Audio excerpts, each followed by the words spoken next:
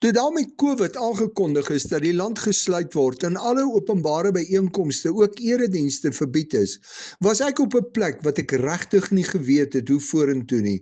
Hoe moet ons kerk van die Here wees as ons nie eers by mekaar kan kom nie?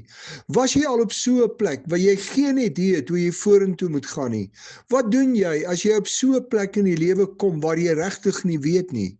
Jesaja 30 vers 21 sê dat as jy op jou pad verdwaal en nie weet watter kant toe nie, jy 'n stem agter jou sal hoor wat sê, hier is die pad, loop hierlangs. In Openbaring 1 vers 17 tot 19 sê die Here Jesus vanuit die hemel vir Johannes dat hy die eerste en die laaste is, die lewende. Hy was dood en hy lewe. Hy het die sleutels van die dood en die doderyk en hy weet ook wat in die toekoms gaan gebeur. Die antwoord vir hierdie moeilike plekke in ons lewe waar ons regtig nie weet nie, is om voor die Here Jesus as die lewende Here te buig en daarin vas te hou dat hy die oorwinnaar is, dat hy die magte van die duiwel oorwin het en dat hy ons toekoms in sy hande hou.